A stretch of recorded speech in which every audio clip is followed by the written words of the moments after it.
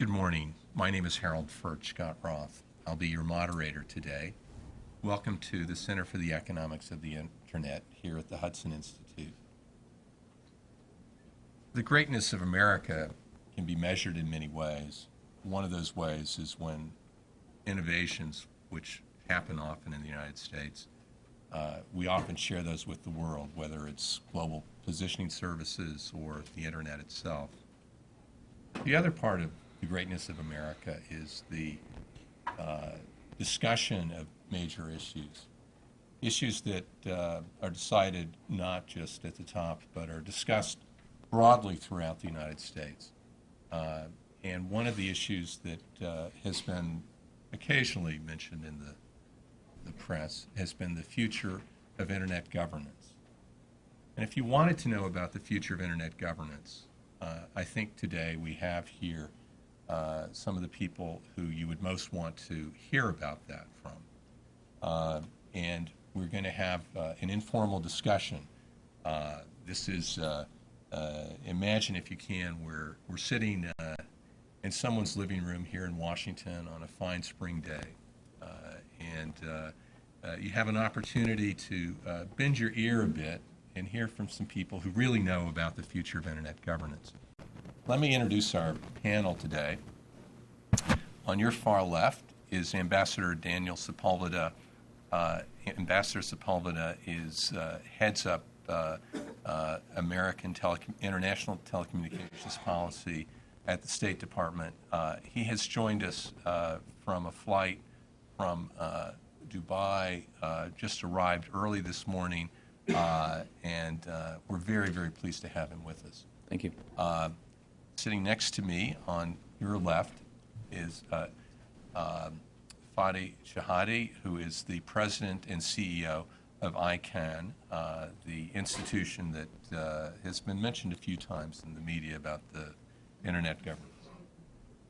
We're very pleased to have Mr. Chehadé with us.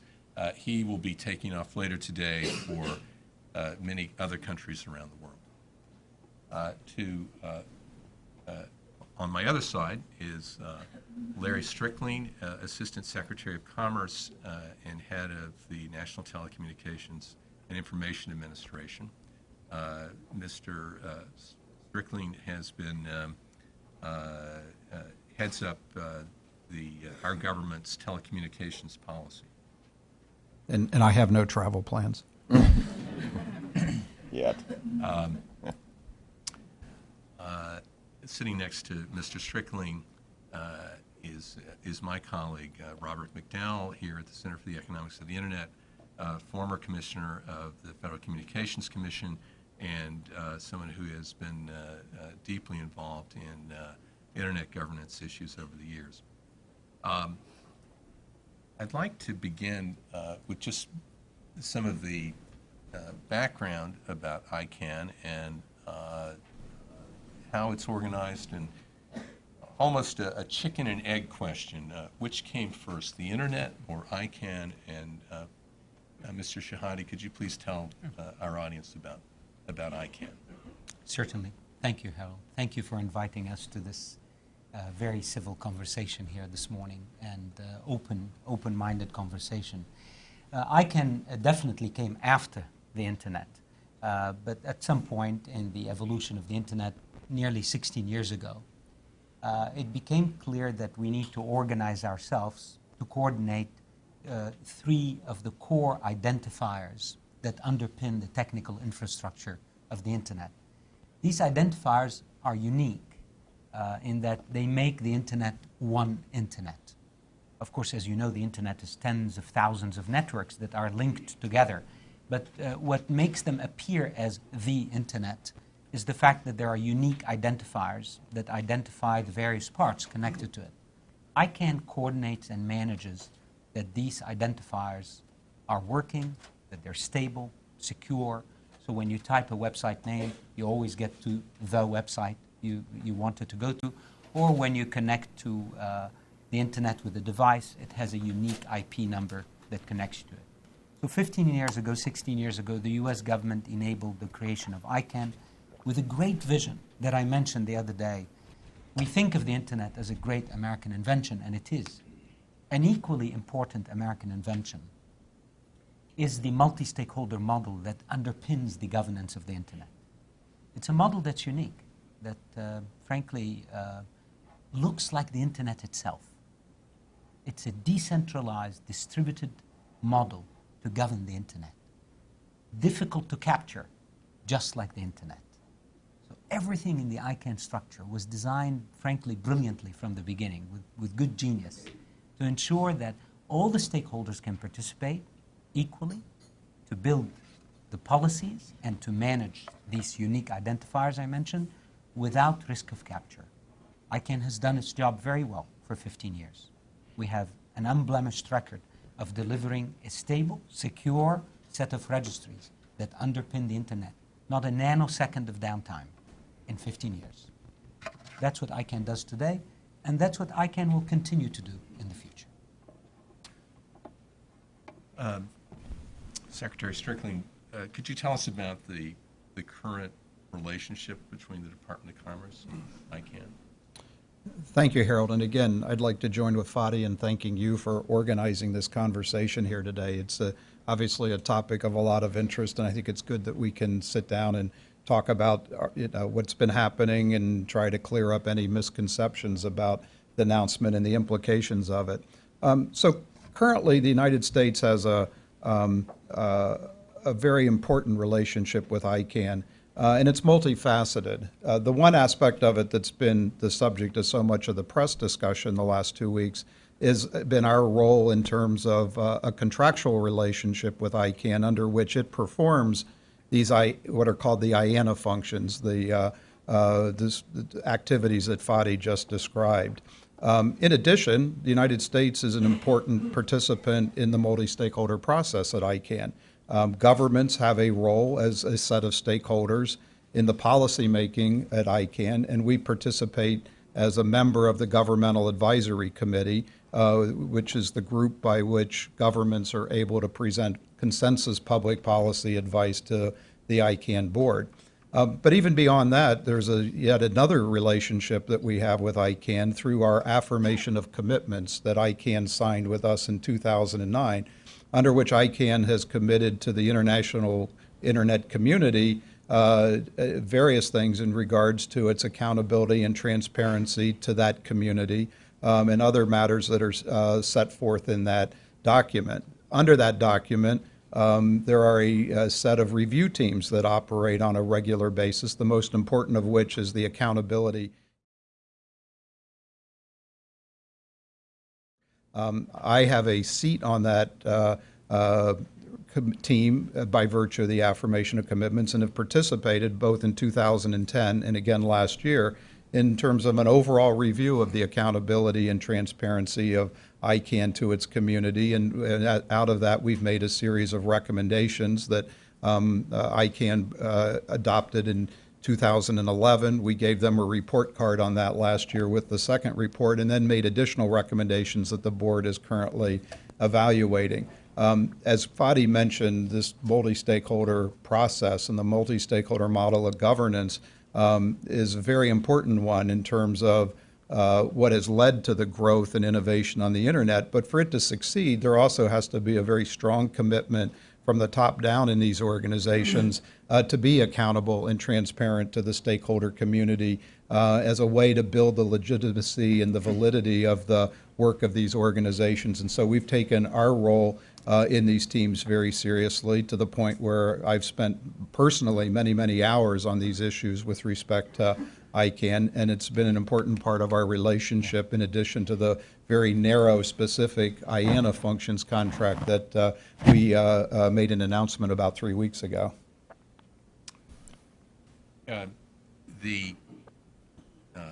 Some of the founding documents for ICANN and some of the memorandums of understanding or contracts can be found at the ICANN website. I was looking at them just yesterday. It's really quite fascinating.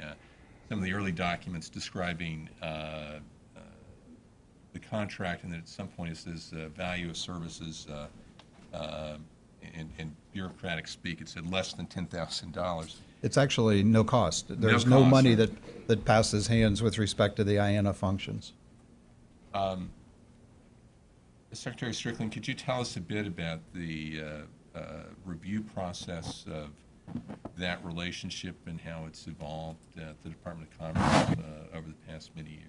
Well, it has evolved, and I think that the major document in that regard prior to our announcement on the IANA functions 3 weeks ago was the affirmation of commitments in 2009, because what that really set the stage for was much more of an internationalization of ICANN, in the sense that rather than any continuing sense that the United States provided some sort of oversight of the operations of ICANN, it was very much expanded to include the community at large. So these review teams, in effect, are now a major way in which the community can provide its input and oversight to ICANN. And those committees that have operated since 2009 have been very international and have had representatives from around the world. This most recent accountability team that operated in 2013 had representatives, just the government representatives from Denmark, Australia, China,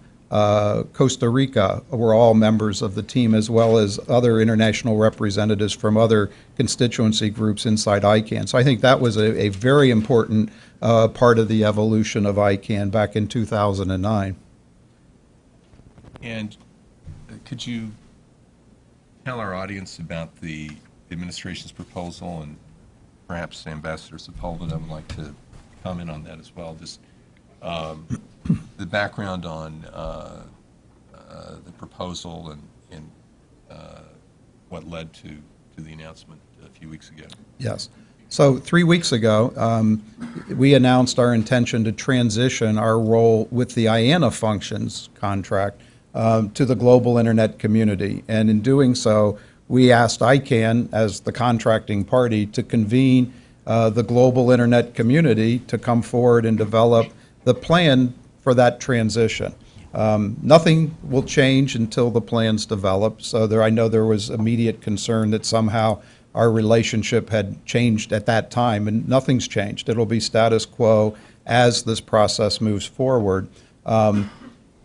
In making this request to ICANN, we set some conditions around the transition and the plan that would need to be brought forward to us. We said that any plan needed to respect the multi-stakeholder process. It needed to preserve the security and stability and resiliency of the internet. It needed to meet the needs of the customers and partners of the IANA functions, and it needed to preserve the openness of the internet.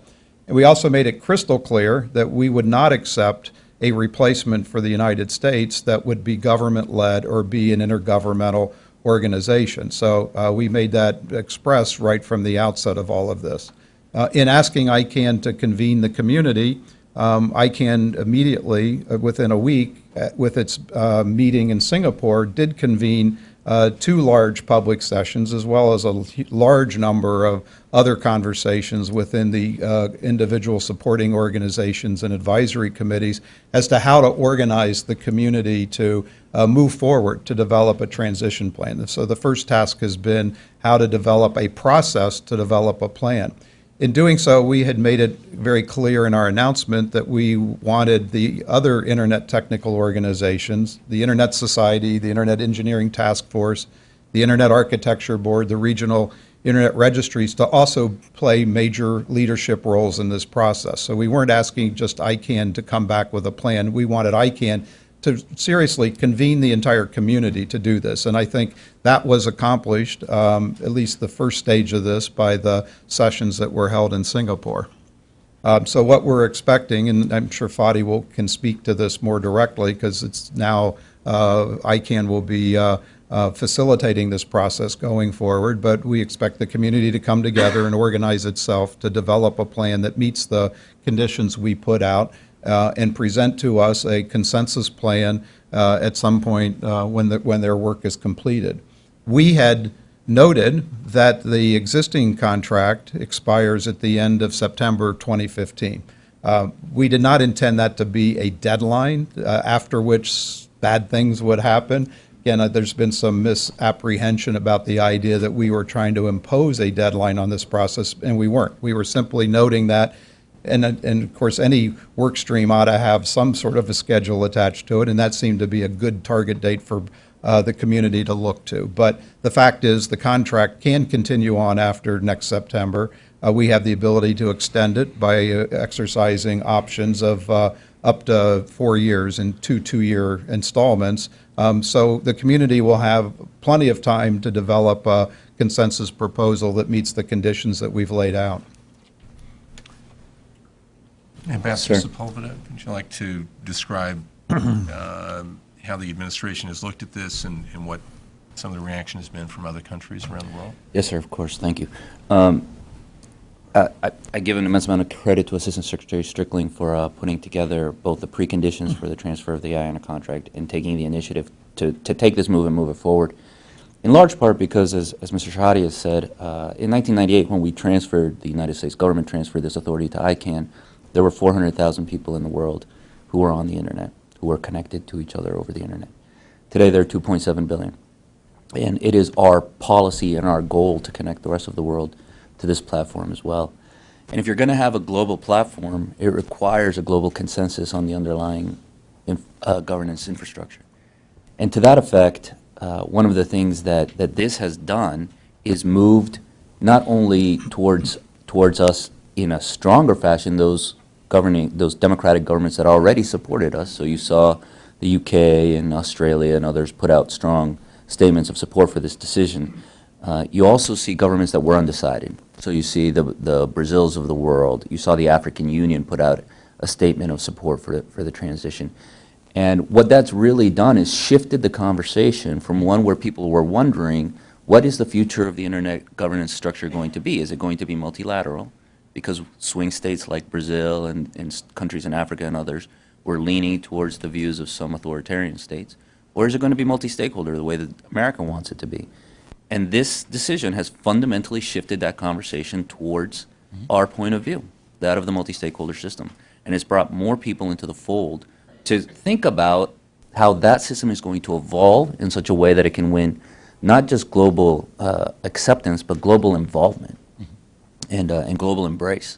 And so I can tell you that the conversations that I have had just in Dubai, but at intergovernmental organizations since the announcement has been fundamentally different than before that. There is an understanding that America is open, that America is truly committed to the multi-stakeholder system and believes in it, really believes in the bottom-up structure, really believes that the idea that the engineers, firms, users, activists, academics, and governments, who are all stakeholders in the underlying infrastructure and the future of the internet, can work together to fulfill the underlying goals of what is a global communications infrastructure that truly reflects not just our values, but what are essentially human values of greater democratic participation, economic and social development.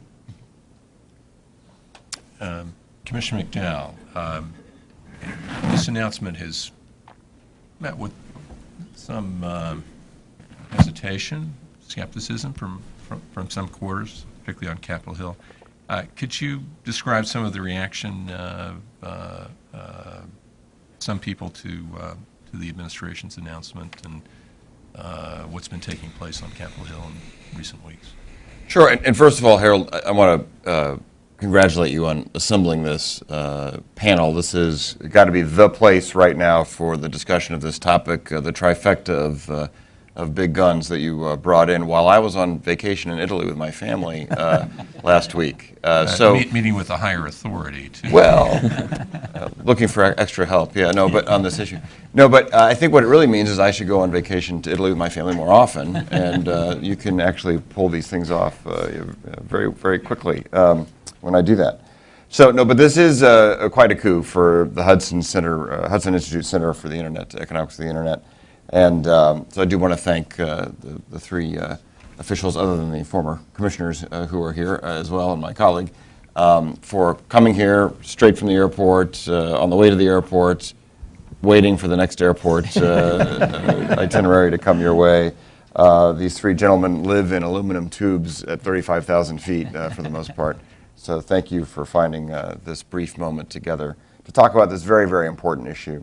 And as I said in my Hudson blog post not long after the announcement, this is a complex issue. It is nuanced.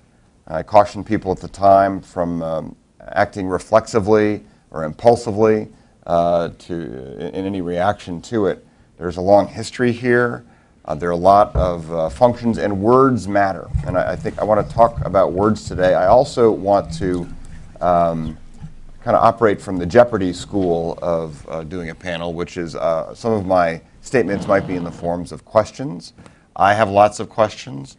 I've reviewed the Senate letter that came out this week, which I thought had a lot of very thoughtful questions, some of which Secretary Strickling has already started to answer.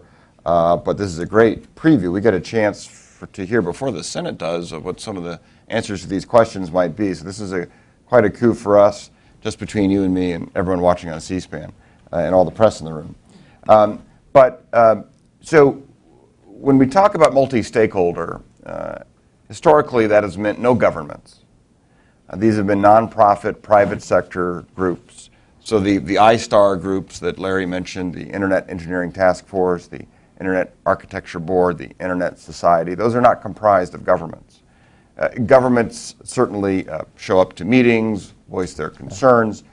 They're not excluded. They have a seat at the table, but they don't own the table. So in my view, multi-stakeholderism means that governments are not involved in terms of actually making the final decisions. These don't have the power of law. They don't have the power of international treaties or international law. I think that's important. And we hear other terms, and we have a variety of levels of understanding here probably listening today. There are other terms like multilateral that gets confused with multi-stakeholder. Multilateral in diplomatic speak means governments. Same with intergovernmental. Hopefully that's easier to understand. That means governments. International can mean governments. You have to be careful with the use of that term. So there are terms of art that have been used for years. And so words here are very, very important. And I'm not trying to parse words, but I think we need to look very carefully at some of the words that are used. So there are a lot of concerns here. One is the affirmation of commitments that Larry talked about. Can they be or will they be abrogated by treaties in the future? So once this cord is snipped, and by the way, I'm all for privatization. I'm all for the internet migrating further and further away from government interference. But once that tether, that last little tether of accountability is snipped, one of the questions and fears is who can grab onto that tether? Will it be other governments? Will it be governments influencing things? We've heard that one of the conditions is nothing will be government-led. Well, what about government influence? And there are a lot of questions here. Who would be on the ICANN board? How would ICANN be influenced? There's the Government Advisory Committee within the ICANN. What would its future role be? As we go down the road, too, we've seen with the 2012 World Conference on International Telecommunications, also known as the WICET, for the first time in this context, the International Telecommunication Union, a treaty-based organization, essentially an arm of the UN, to oversimplify it. But we saw a move away from operating by consensus towards majority vote. That's huge here. That's very important with this. Is that going to be the future of internet governance? Or will it be consensus? And will it be consensus without governments voting? These are important questions. Also, what is the time frame? Larry mentioned that the contract it's up in September 2015, but it has some 2-year terms after that. One question I would have is, I've read that they're automatically renewable, so we actually might be talking until 2019. But from what you just said, it's not necessarily automatically renewable, so that's something I'd like to drill down on. We would have to exercise the option. You'd exercise the option, always have that ability, okay.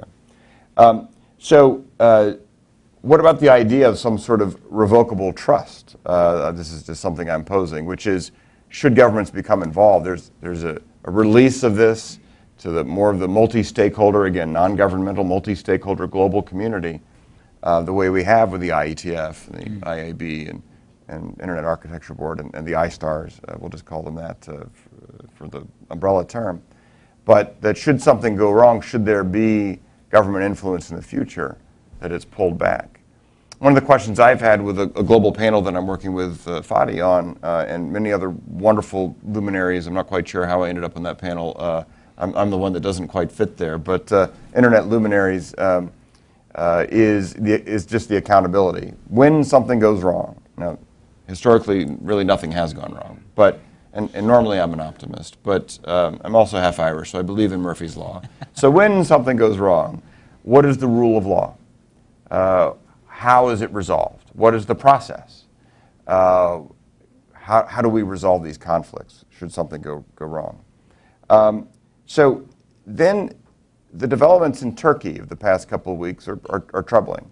Turkey, and please correct me if I'm wrong, and people should, by the way, do we have a hashtag or a Twitter, or is it just at Hudson Institute for folks to talk to us? At Hudson Institute. At Hudson Institute over Twitter. Just wanted to give that a plug. We didn't have a visual plug, but by the way, this is my first time in front of the new green wallpaper. It used to be blue, so they just changed their color to green.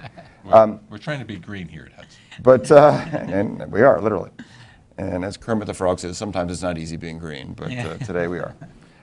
So what can we learn from the Turkey experience where there was a state-created national root zone file? What does that tell us about technical abilities? So I have a lot of questions, and others are asking a lot of questions. I think they're all legitimate questions.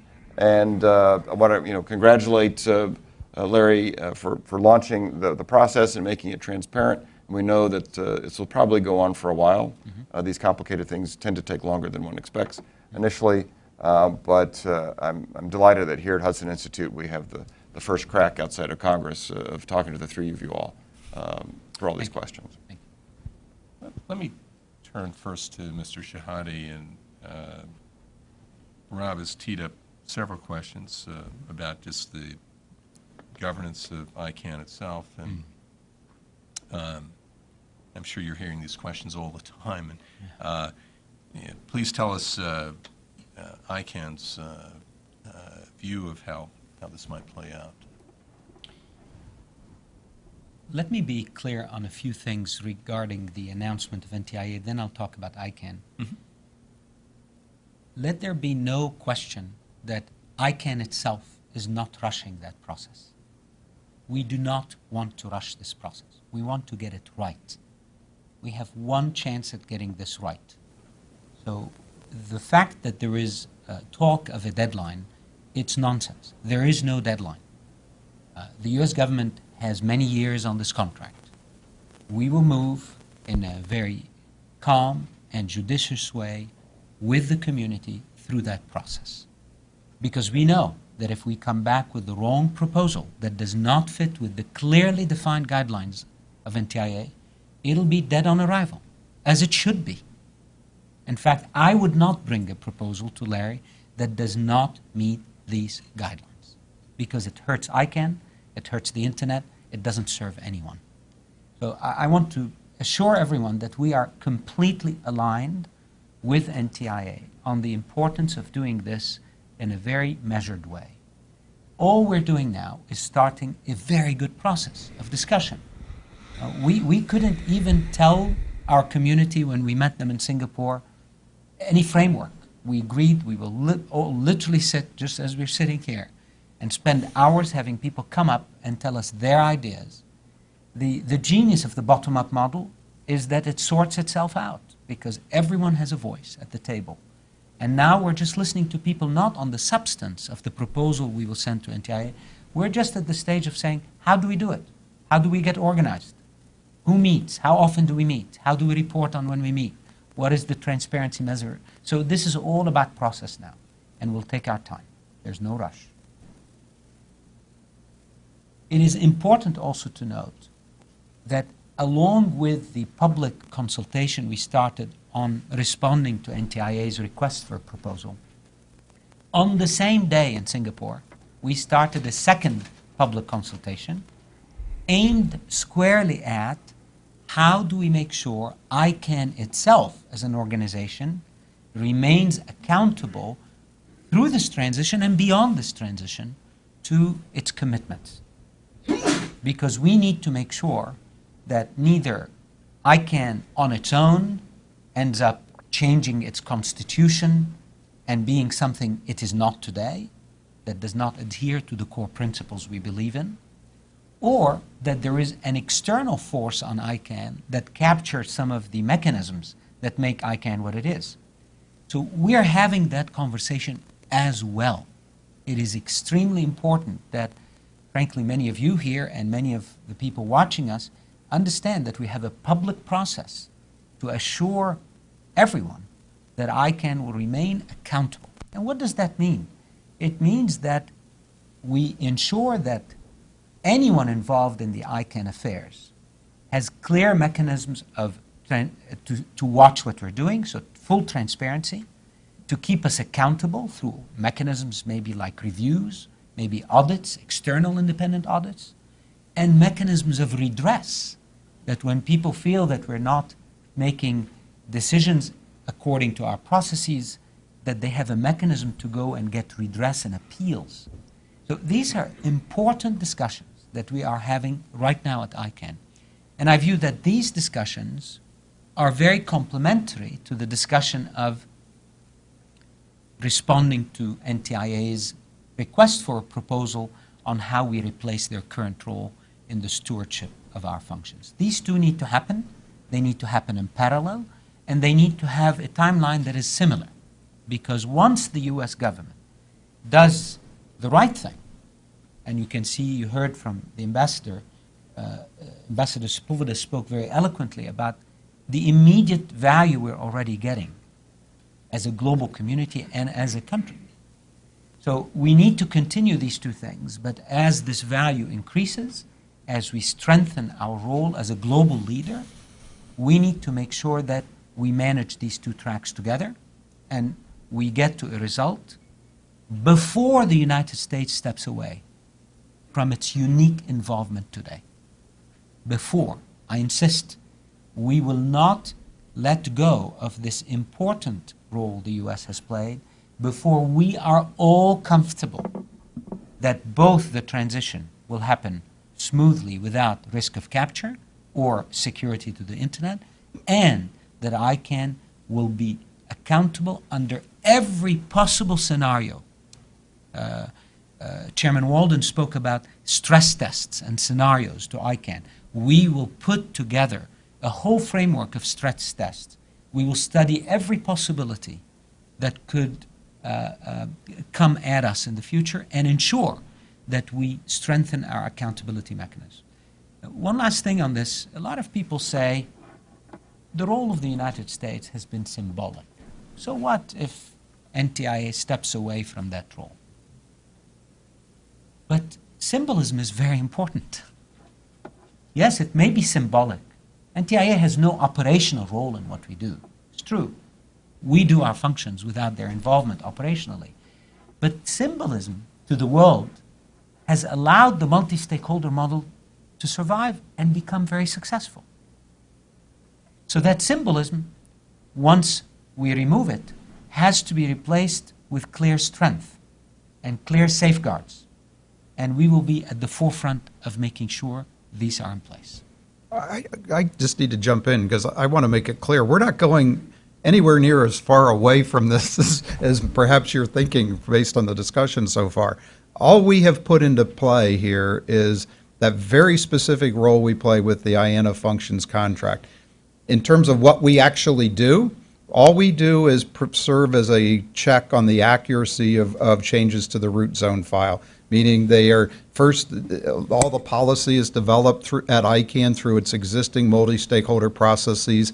That may then lead to something, a change being administered by the IANA organization at ICANN. It comes to us, we look it over. Again, it's largely a clerical task, verify its accuracy, and we send it on to VeriSign, who actually does the updating and maintenance of the root zone file. So all we have said we were going to do is we need to step out of that particular aspect of this, at which point there's no longer a need for us to have a contract with ICANN to have it perform the IANA functions.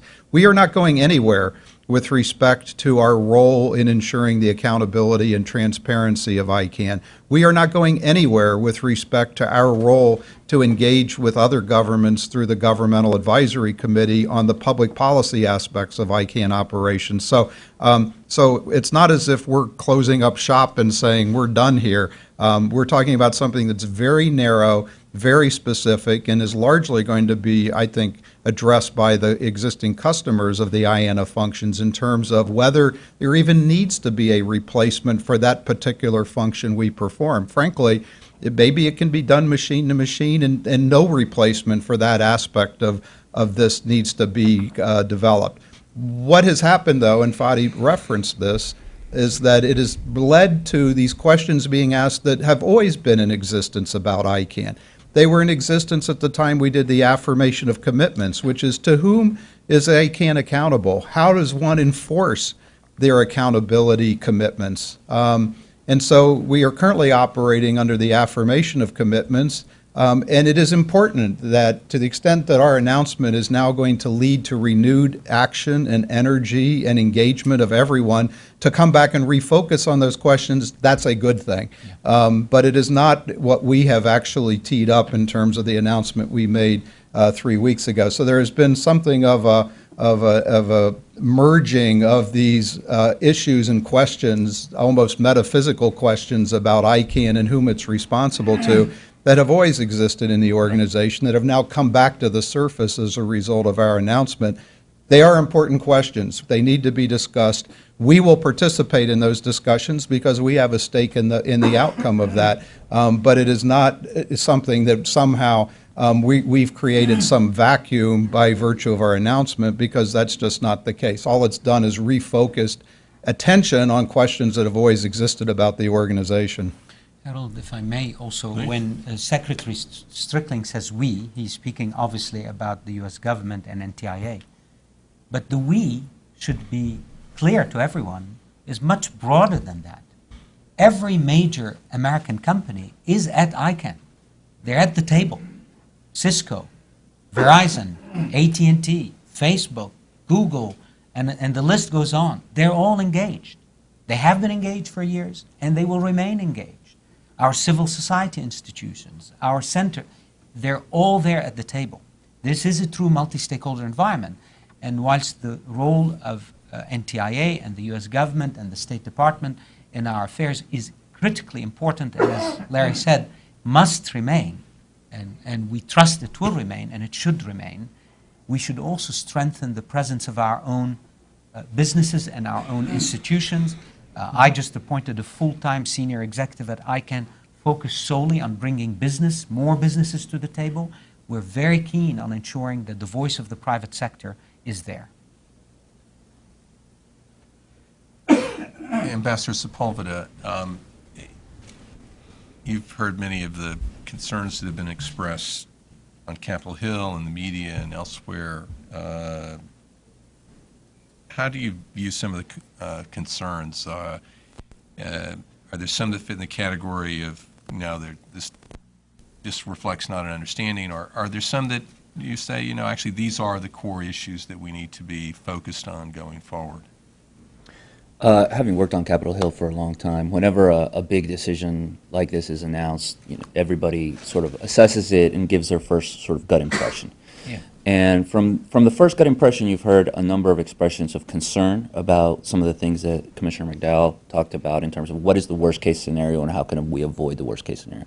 It's a fair question, and I think the underlying issue, when Secretary Kerry was in the Senate, he worked with Mr. Rubio and Ms. McCaskill on the legislation that was passed unanimously in both bodies in favor of the multi-stakeholder system.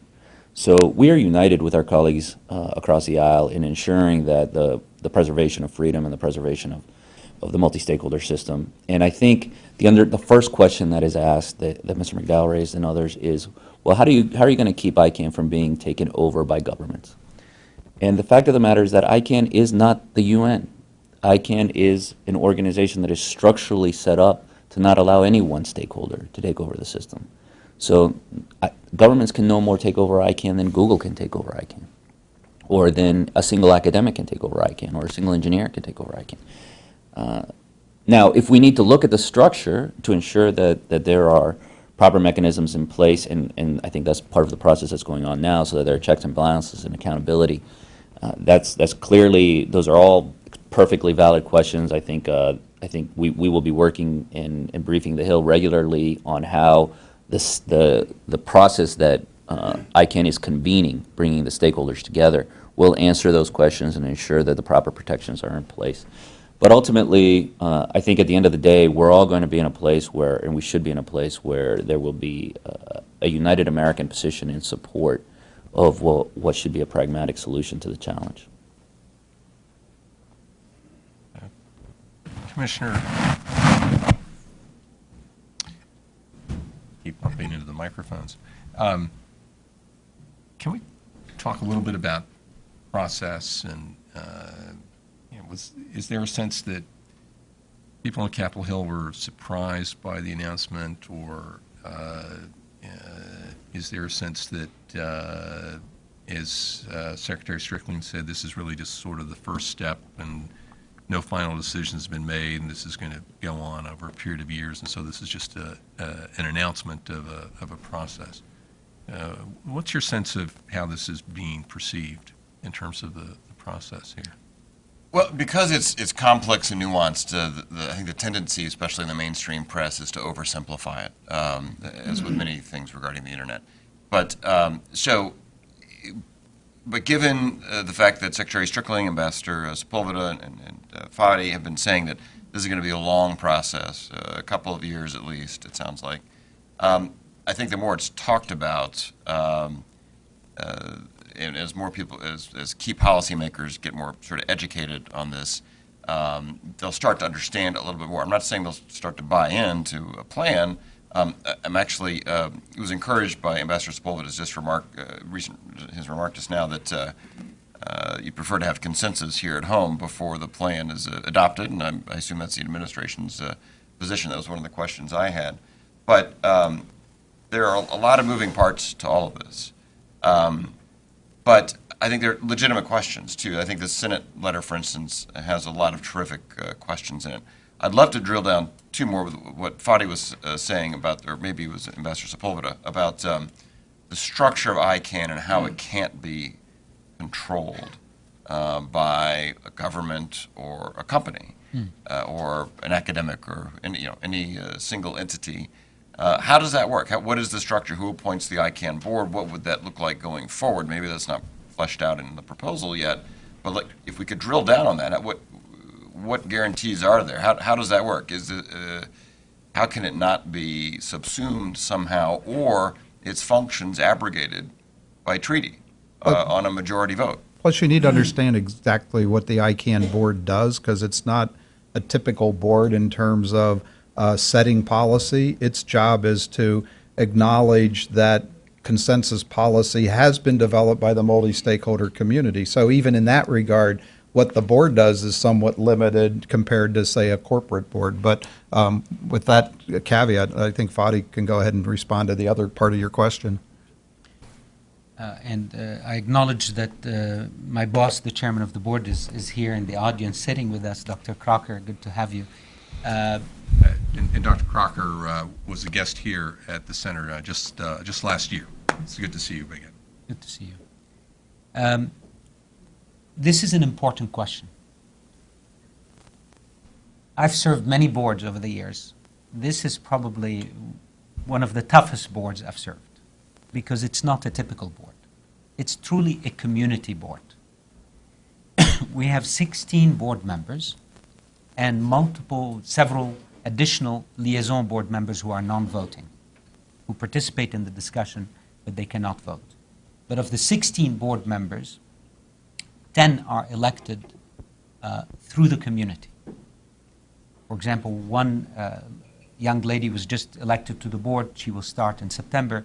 It took a year almost for that process to happen through our community. She represents the community that has 160 users chapters around the world. We call them at-large structures. And when all of this bubbles up at the top, we end up with all of them picking one board member. It's very hard to capture that kind of process with 160 chapters in 100 countries all over the world leading up to that one board member. And then you could draw that process for every board member. The businesses select someone, the nonprofits select one, and so on and so forth. Then we have an independent nominating committee that selects the other 6 board members. Their last selection, for example, is the executive director of a great business school in Paris called INSEAD. Bruno Lanvin is the board member they chose. So you look at the level and the quality of people that are coming and the processes by which they come, you end up with an extremely diverse board and a board that is really elected through very deep and long processes that have their tails into the communities. It is important to note that all 133 governments at ICANN do not have a seat on the board that is a voting seat, and they will not by the design of ICANN. However, the chairperson they pick for their grouping, called the GAC, or the Governmental Advisory Committee, which today happens to be the representative of Canada, she sits on the board as an observer, as a liaison. She cannot vote. So it's important to appreciate that when you look at a board like that, and the structures of change and re-election and so on, which we shouldn't get into in deep detail, but it's all on our website, it becomes very, very difficult under any scenario for that board to be captured. And finally, it's important to note that we are a California corporation. We operate under U.S. laws, under Californian laws, and our board is responsible to these laws. And so whilst, as Larry said, our board does not make policy decisions, our board's job is to ensure that the processes were followed, that the multi-stakeholder model is upheld, all the things that we committed to are in place. We have many bodies within ICANN that make policies and bring advice to the board, but the decisions on policy are made by the community, bottom up. And that's powerful, by the way. I invite any of you here who haven't been to an ICANN meeting. It is far more fun than Disneyland. You should come. It is remarkable. It really is a remarkable exercise. The next meeting is in London in June, and the one after that is in Los Angeles. If you can't get to London, do come. But it's an exercise in the purest form of democracy. You should come. You should watch it. Our meetings are open, free, inclusive, beamed around the world, live, in all the UN languages plus Portuguese. It is incredible. Everything we do is transcripted on our website. And we're about to announce Open ICANN. So you can systemically go to our website and search for anything from any system. So ICANN is a very transparent organization, and we were rated recently by Transparency International as one of the most transparent organizations. So there's a lot to see and to appreciate in how the system works. As I joked at the hearing on the Hill the other day, I can hardly change the coffee brand in our cafeteria without somebody in the community saying this was not a bottom-up decision and will report it to the ombudsman. And it does happen. I've been reported already multiple times to the ombudsman. It's a tough community, but it's a community that watches. Thousands of volunteers watch every step we make and ensure that everything's bottom-up and everybody has a voice. Please come and experience it. It's quite impressive. Ambassador? I grew up in Orlando, so I've been to both Disney and ICANN meetings. I would challenge the contention that but I want to address a question that Commissioner McDowell raised, which is how do you keep an international treaty from either abrogating or usurping the ICANN's authority? And that's not a new challenge. Countries have been proposing to take the naming and numbering authority away from ICANN and give it to the United Nations for many years. And what we've done as the United States is created and worked in an alliance with Europe and Japan and Canada and all your typical democratic actors to ensure that that doesn't happen. Mm-hmm. And what our challenge is to grow that community of nations that realizes that we can have faith, we can trust in the underlying infrastructure of users, firms, engineers, activists who are performing an excellent function. The legitimacy of the underlying multi-stakeholder system is its success, and no one can deny that success. The ultimate defenders of it is not our government. It's the users and the firms and the stakeholders themselves not just here, but around the world. When I go around the world, or when Fadi goes around the world and talks to young people who are creating businesses and are starting innovative new firms, and those firms are born global on the internet, they are just as passionate about the system as any of us here on this platform are. Ultimately, it's a winning message, and I think that those alliances will hold. And but those are two separate conversations. It would take an action of the United Nations, agreed to by the nations of the world, to abrogate and usurp the authority of ICANN, and the United States will not allow that. Well, let me push back on that just a little bit. I want to drill down just a little bit, which is at the wicket, that was a treaty negotiation that ended up being a majority vote, all right? The United States couldn't stop it. In fact, almost all of Europe actually almost voted. Well, but let me stop you there for a second. It was a treaty negotiation on which regulations were being negotiated, and there was a 55 to something else split. That is not binding on the United States because we're not a signatory. And the question of naming and numbering and the operations of the internet is wholly different than an international telecommunications regulation treaty, in part because the actors on the internet would have to recognize the root and recognize and respect the decision of the authorities. And at the end of the day, one of the things that we've done, because that was an anomaly, the vote on the ITR was an anomaly in the ITU, it's a consensus-based organization, is we've recommitted ourselves and worked very hard to ensure that, that the organization itself understands that it needs to return to consensus-based processes. And we've gotten the commitment of the Secretary General, the existing one, and we will fight for the commitment of any future Secretary General to return to the consensus-based system. This is a little bit of a debate point, I think, then, because leading up to the wicket, there were proposals for the ITU and at the UN for the domain name function to be subsumed by the ITU or a separate UN body. Specifically, I'm not making this up. It doesn't take any imagination. It's in black and white, and people can look it up. Number one. Number two, the current Secretary And we've General. defeated them all. Well, but barely. And the momentum is going in the wrong way. The momentum is going the wrong way because you had a revolutionary change at the wicket of a departure from consensus to majority vote. And let me go back. The Secretary General, the current one you're speaking of, who is now recommitted to consensus, was also committed to consensus before the wicket. And it didn't happen at the wicket. So commitments by any Secretary General, and he's just got a few more months left in his term, and then we have a new Secretary General likely to be from China to head up the ITU.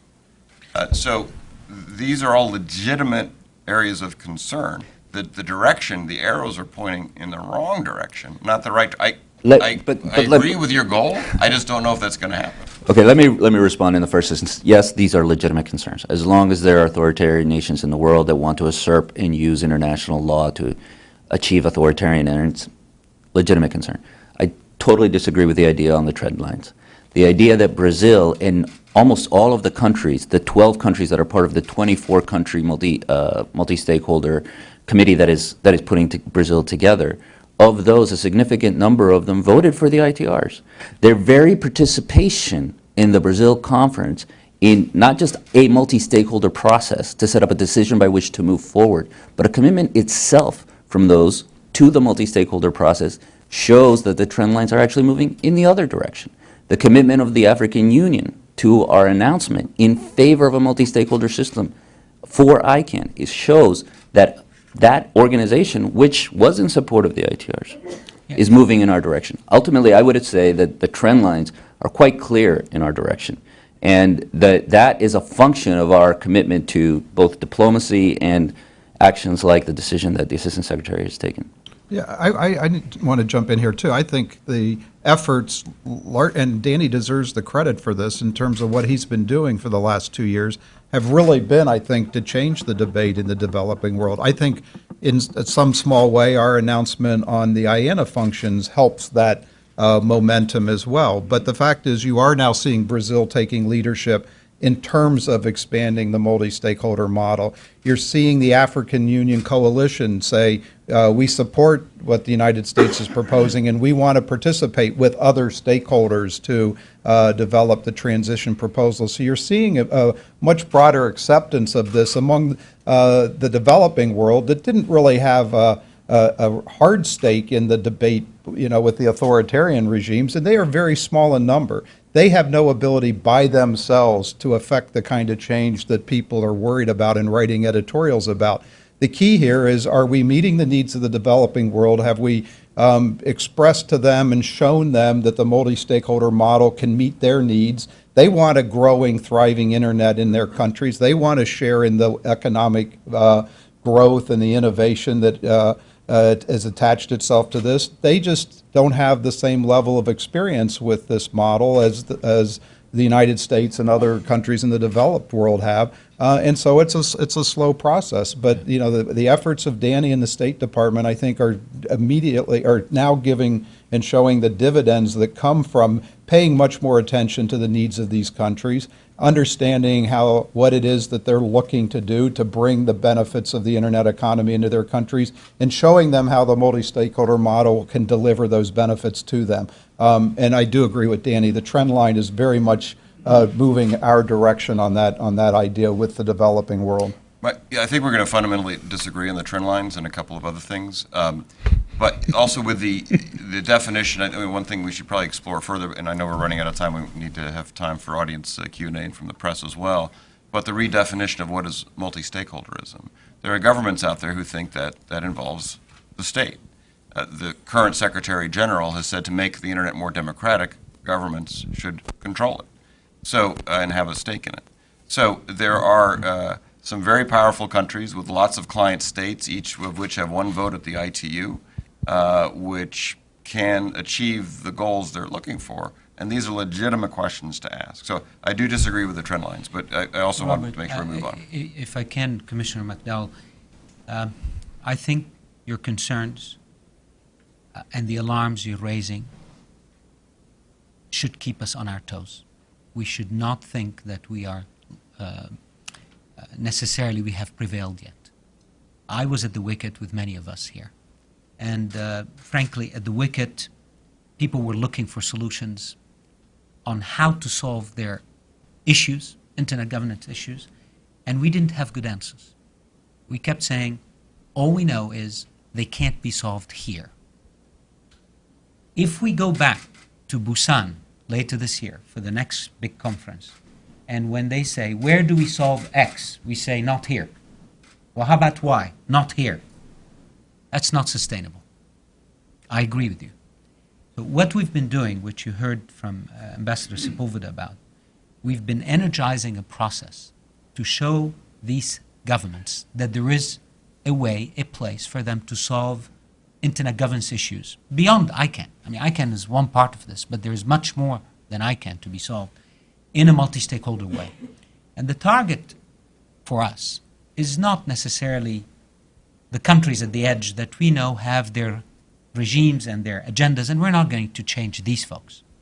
But let's all remember that at the wicket, we had over 150 countries in the middle that were quite lost, and they didn't know where to go.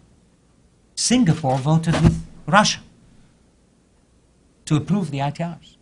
Something is wrong with that picture. Why did these middle governments vote the wrong way? Many of them. Because we didn't have good answers for them on where to go to solve multi-stakeholder issues.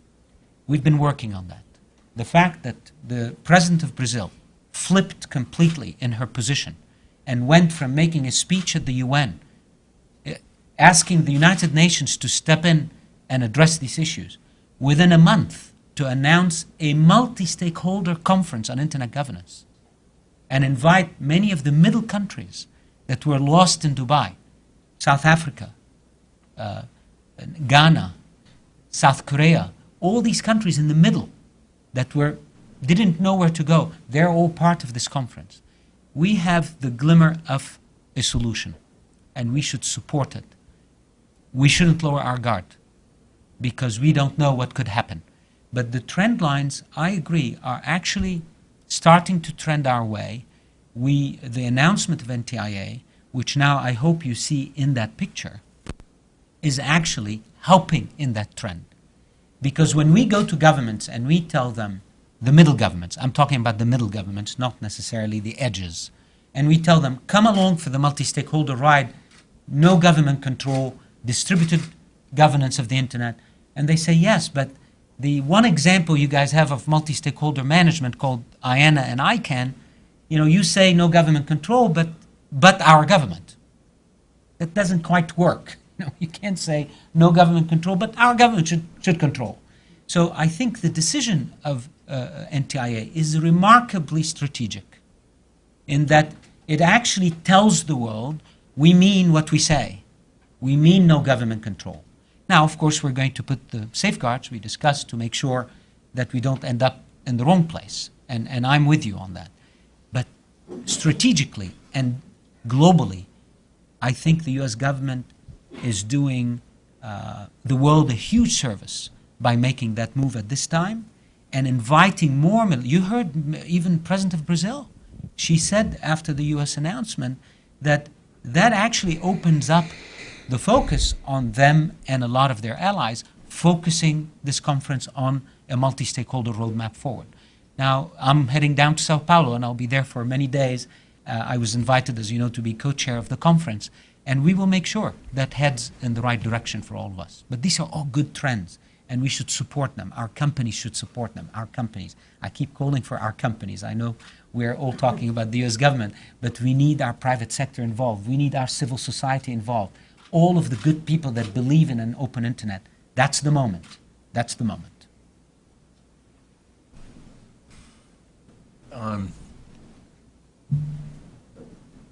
This conversation has been so enlightening. I'm hesitant to switch it off for a minute. Secretary Strickling, do you have further reactions to this conversation about how you see this playing out? Well, I associate totally with Danny and Fadi in terms of where I think this is headed, the positive trends that are emerging, and the importance of bringing a focus to these larger questions of internet governance and not getting totally caught up in the immediate issues of ICANN and the IANA functions. It's a very small piece of the larger debate that I'm glad we're getting into today. And certainly from our perspective, we are quite cognizant, as Danny is, of defining the role of governments in this space. At ICANN itself, there has been an issue about the effectiveness of the Governmental Advisory Committee. Now, it does operate by consensus, and I think that's very important. I think it's also important, contrary to some positions I've seen expressed recently, that governments have a seat at the table at ICANN to be able to provide input into it. Because if you were to say, put the walls up and say government's not welcome, governments can't participate, cannot have input, all that does is fuel their desire to take this to an intergovernmental organization. So it's been important, and certainly in the work we've done on accountability and transparency going back to 2010, we paid a lot of attention to making sure that governments had the discipline through the GAC to provide consensus advice and to clearly articulate when they were providing consensus advice. And at the same time, we were hard on the board in terms of making sure that having received consensus advice from the GAC, that the board would take it seriously as they're required to do under the bylaws. I think that's been a major improvement in the operation of ICANN over the last 2 or 3 years.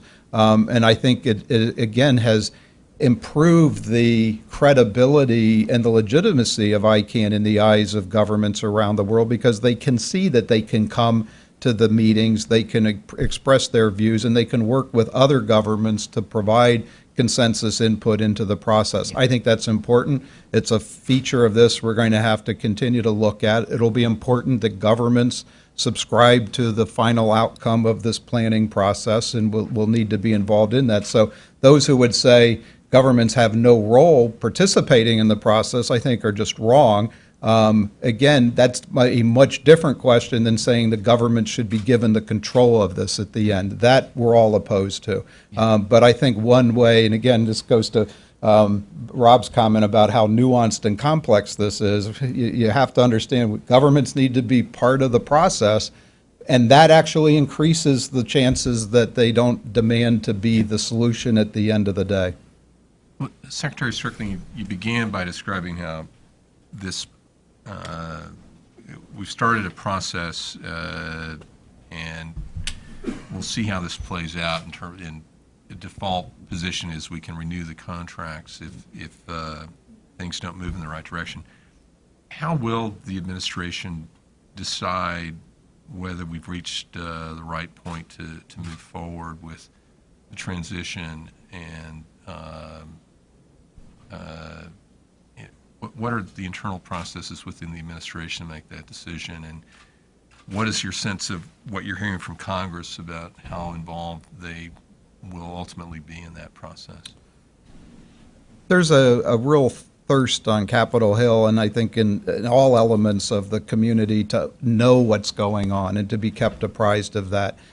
We certainly understand that, and we will do whatever we can to make sure that not just our legislators, but all parts of the government are kept informed of this as the process proceeds. I think that's a key aspect to this. At the end of the day, nothing happens unless and until we get a consensus community proposal presented to us. And then at that point, it'll have to be one that meets the conditions that we've laid out in terms of the announcement we made 3 weeks ago. The specifics of what process might be employed at that point in time haven't been worked out. I think it's premature to think about that, but nothing happens unless and until there's a consensus, community-based proposal that addresses and satisfies the conditions that we laid out. We have just a few minutes left. I'm going to open it up to the floor for some questions. We have a microphone that will be circulating, a couple microphones. I'd like the speakers to please identify themselves, and yes, we have a question coming right over here. Please identify yourself for our audience and address your question. Good afternoon. Philip Corwin. A question for CEO Chehadé, though I welcome comment from any of the other panelists.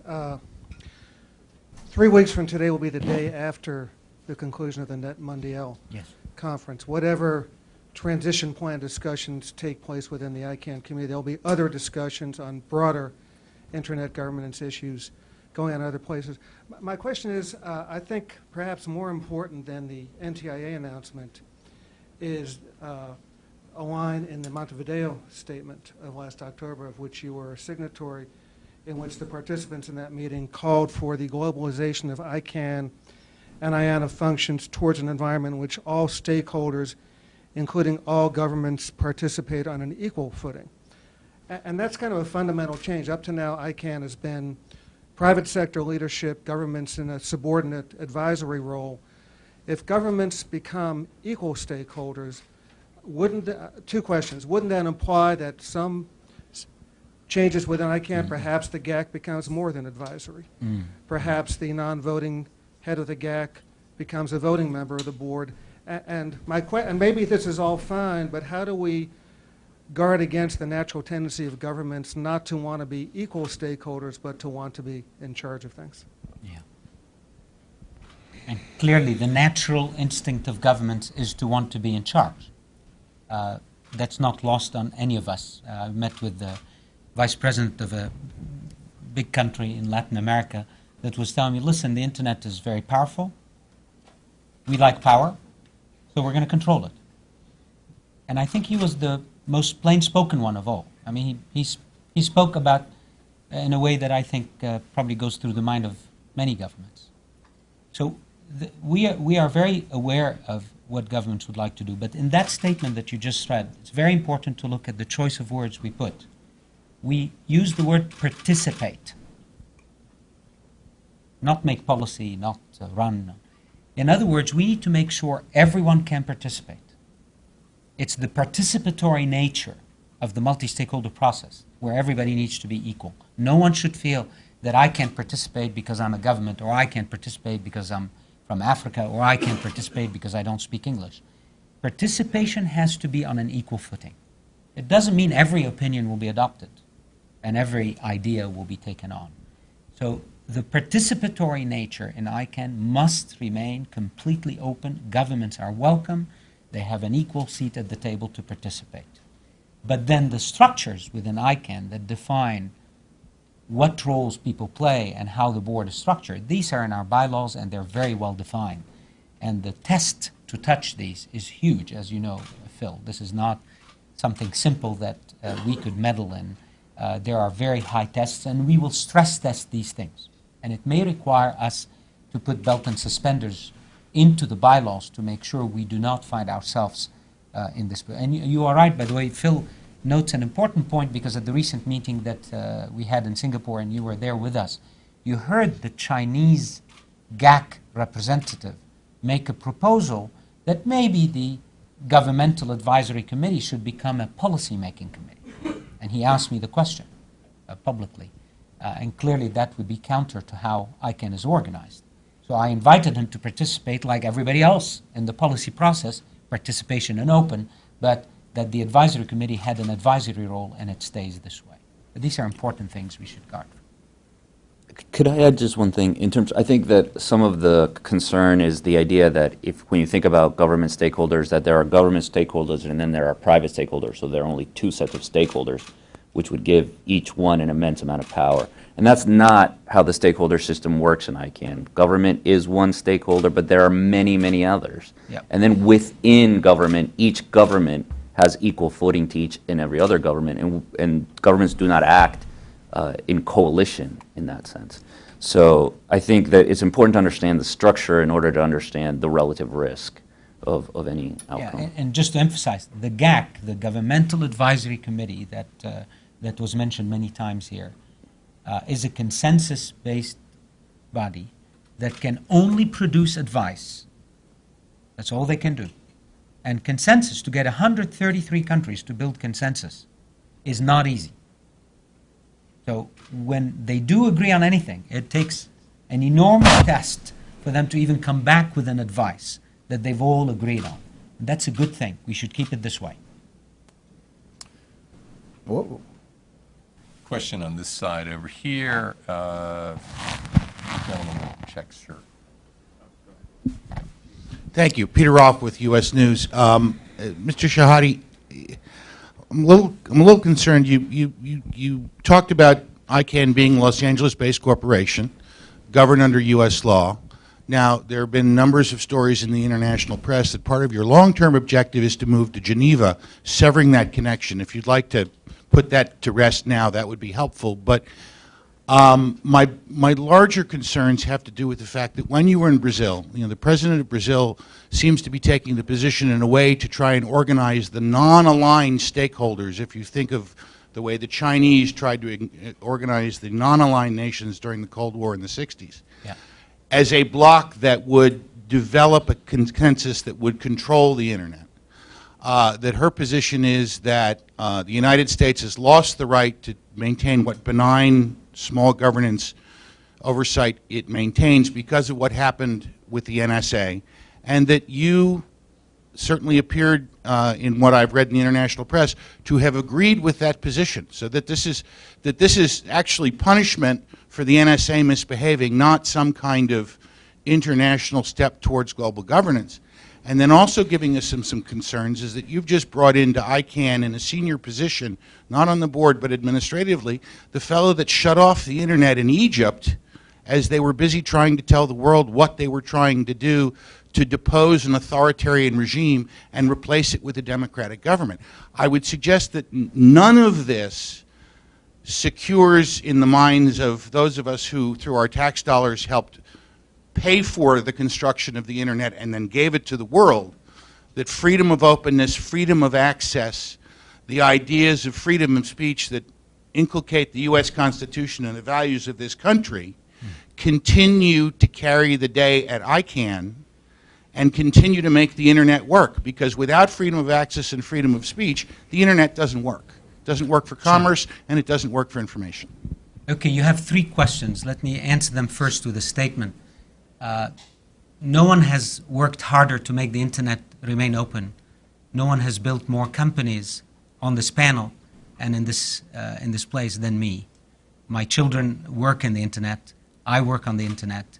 And for years, I've raised over $100 million to build companies in this country to support an open internet. So let me start with that. Second, I did not say that I'm moving ICANN to Geneva. This is speculation because we opened an office in Geneva. We opened an office in Montevideo. We opened an office in many places, in Singapore. So people conflate things because they'd like to. But if you can find a statement where I said we're moving to Geneva, I'd like to see it. And if I can't change the coffee in the cafeteria, You will say that ICANN will remain in the United States. I can't even make that decision. I told you I can't even change the coffee.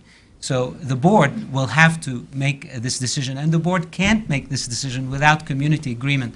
And do you think our community will agree to move thousands of contracts we have today that are working marvelously in California to another place? Why would we do that?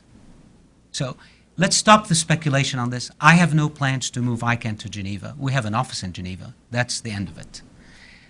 On your second question, please acknowledge what the President of Brazil did in a major flip on the day I visited her. Because the day I visited her, she had made a major speech at the UN in which, indeed, as you said, she was proposing that the UN is the place where she will get back and solve her problem. I engaged with the President in a very diplomatic discussion. And I told her, fine, I acknowledge your frustration. Many of us acknowledge your frustration. What's the solution? How do you plan to solve this issue? And quite frankly, she looked at me and she said, I don't know. I said, so why did you go to the UN? Where else do you want me to go? I said, you forged the path forward. Why don't you take the leadership? Why don't you set up a conference based on the multi-stakeholder model that, in fact, in Brazil, they've used for many years? And she loved it.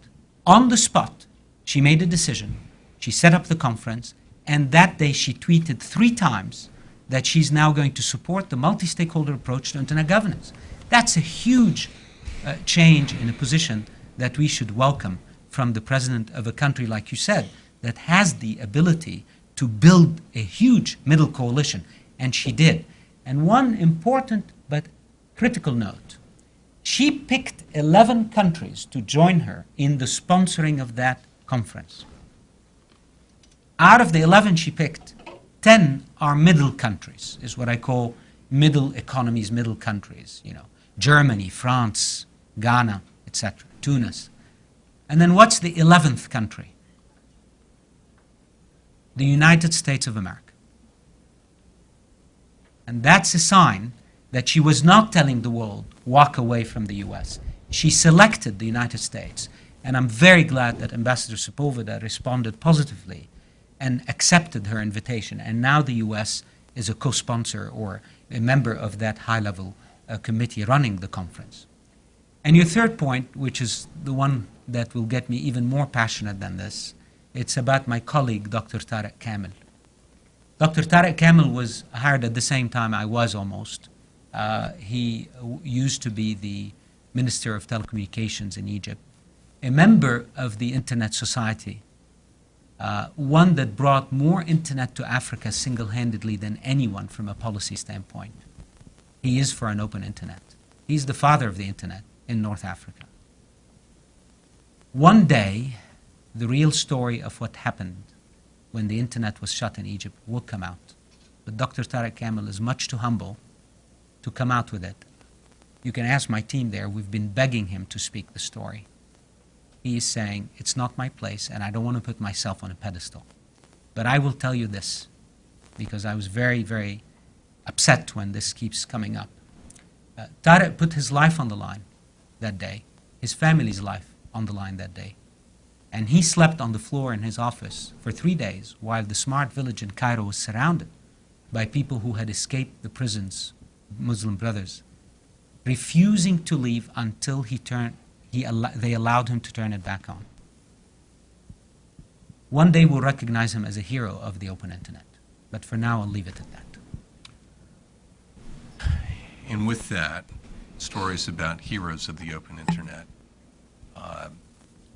I wish we could continue longer, but I promise we have a hard stop at 12:30. Please join me in a round of applause for the heroes of the open internet. Thank you.